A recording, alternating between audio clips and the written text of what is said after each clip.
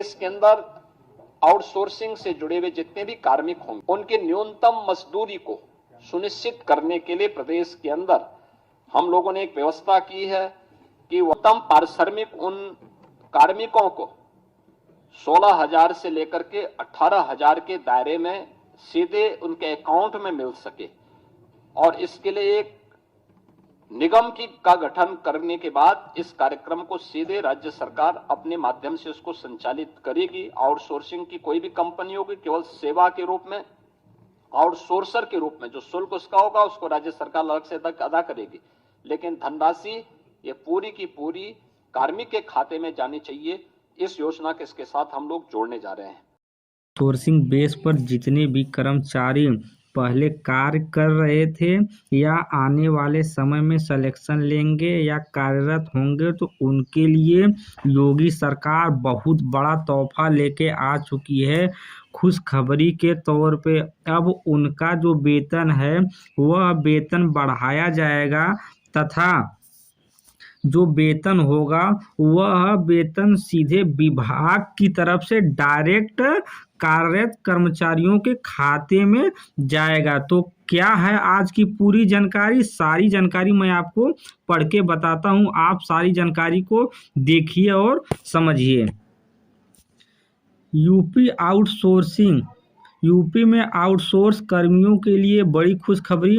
योगी सरकार ने मानदेय को लेकर किया बड़ा ऐलान। ये एकदम लेटेस्ट न्यूज है।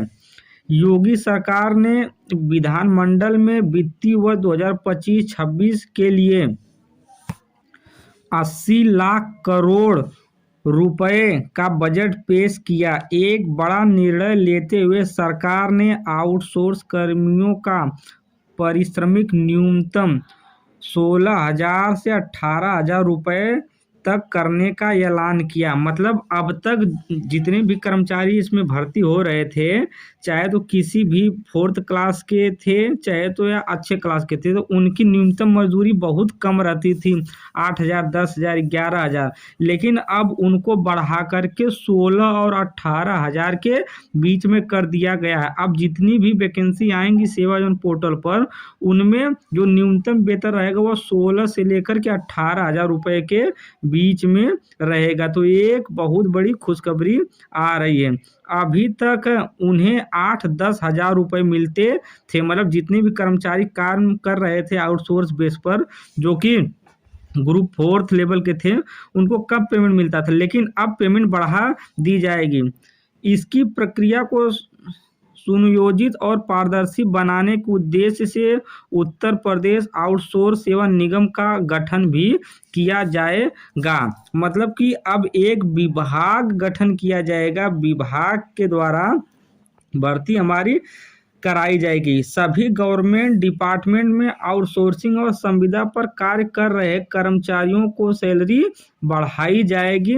जितने भी मेडिकल, टेक्निकल, ऑल डिपार्टमेंट है, जितनी भी आउटसोर्सिंग वैकेंसी हमारे सेवायोजन पोर्टल पर निकलती हैं, सभी कर्मचारियों के लिए पेमेंट अब बढ़ेगी। तो आप अब सभी वैकेंसी का फॉर्म फिलअप कर सकते हैं और जितने भी कर्मचारी काम कर रहे हैं सबको पेमेंट समय से मिलेगा।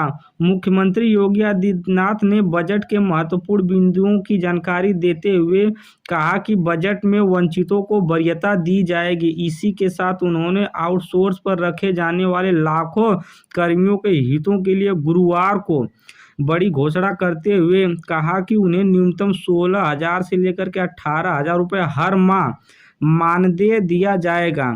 उनकी भर्ती अब सीधे एजेंसियों के माध्यम से न होकर निगम के माध्यम से कराई जाएगी।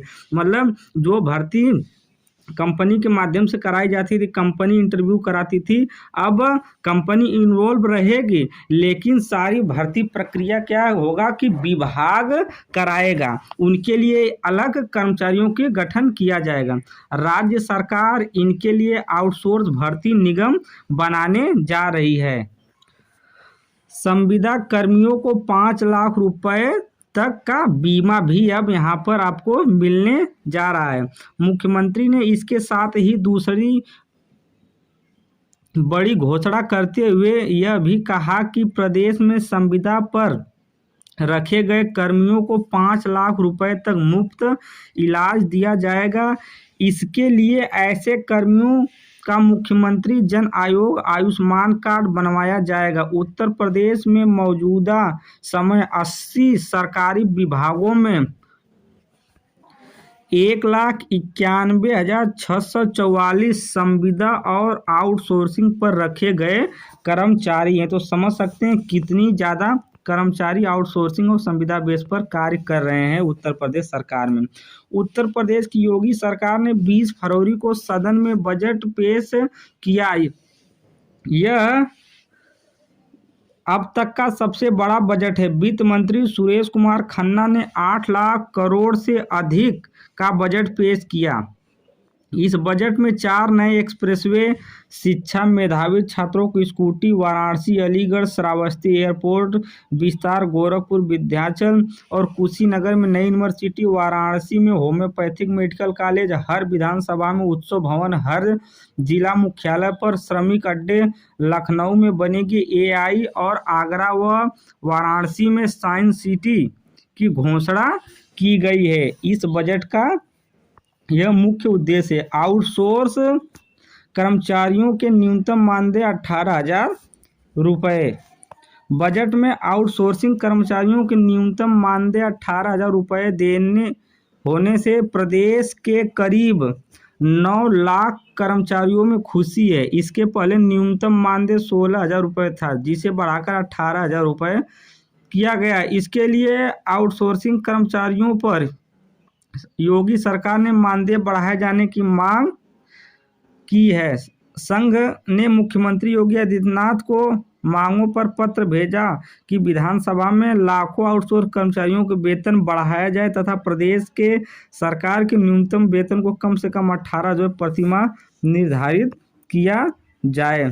तो यह आउटसोर्सिंग कर्मचारियों के लिए एक बहुत बड़ा न्यूज़ है, एक बहुत बड़ा नोटिफिकेशन आया है। अब जितनी भी वैकेंसी होंगी सारी वैकेंसी में आपको पेमेंट बढ़ाकर दिया गया है। योगी सरकार का सभी आशा बहनें, सिक्योरिटी गार्ड, रसोइयाँ, जितने भी फील्ड हैं सभी फील्ड के लिए सैलरी बढ़ाकर दी जाएगी। तो ये खुशखबरी आकर के निकल के आ रही है। और जितने भी लोगों का पेमेंट समय से नहीं आता था तो उसके लिए योगी सरकार एक विभाग गठन करेगी और आपको प्रति माह सैलरी आपके खाते में दी जाएगी। तो आज का यह वीडियो कुछ इस प्रकार था।